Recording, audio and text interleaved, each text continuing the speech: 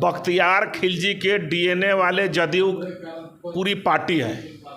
दारू, 2 नंबर का बालू, अपराधियों और घोटालेबाजों का सिर्फ जो है डीए बढ़ रहा है और जो सरकारी कर्मचारी हैं उनका कुछ नहीं बढ़ रहा है। सबसे ज़्यादा डेंगू जो फैल रहा है वो पार्कों से फैल रहा है।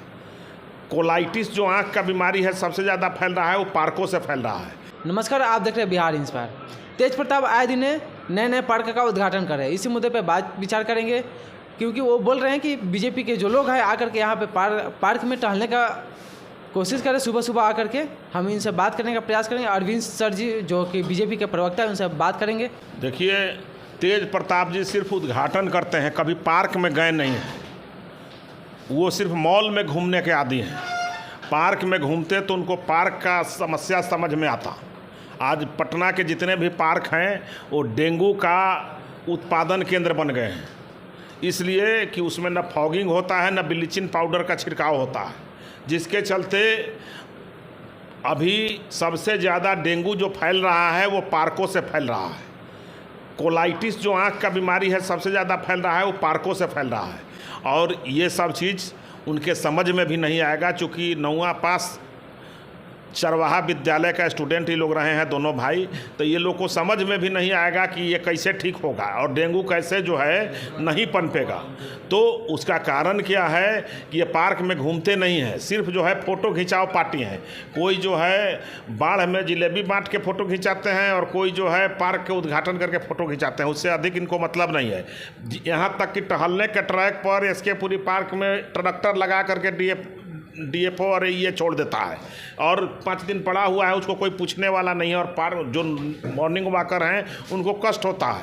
तो पार्क की स्थिति बहुत अच्छी नहीं है। आप जाकर के घूम करके देख सकते हैं। आप एक बार इसका फिजिकल वेरिफिकेशन भी कर सकते हैं। और मंत्री जब जाता है तो अधिकारियों में डर होता है, तो मंत्री तो जाते नहीं हैं, सिर्फ उद्घाटन मंत्री बने हुए हैं। वो सलाह दे रहे हैं कि बीजेपी के जो लोग हैं वो आकर के पार्क में टहले। इस पर क्या कहिएगा?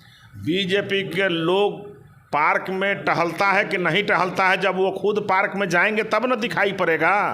तो आँख में 1.5 लाख का गोगल्स लगा के घूमते हैं तो कहाँ से पार्क दिखाई पड़ेगा? उनको तो सिर्फ जो है टीन के चश्मा वाला से देखते हैं तो खाली ललटेन दिखाई पड़ता है। उनको पार्क में जब जाएंगे तब न समझ में आएगा कि क्या है। पार्क में तो कभी जाते ही नहीं हैं, सिर्फ उद्घाटन मंत्री बने हुए हैं। और नीरज कुमार जदयू के जो प्रवक्ता है वो बोल रहे हैं कि एनडीए जो प्रधानमंत्री है उनका डीएनए जो है सही नहीं है। इस पर क्या बोलिए? देखिए, बख्तियार खिलजी के डीएनए वाले जदयू पूरी पार्टी है और जिसका सोच ही बख्तियार खिलजी के डीएनए जिसमें प्रवेश किया हो उसके सियासी भोपू क्या बच सकते हैं। ये लोग कभी कभी इनकी मानसिक स्थिति इतना गड़बड़ हो गई है कि सूरज भगवान पर भी ये लोग टॉर्च जला के देखता है कि मैं सूरज को तोप दूंगा अपने टॉर्च से।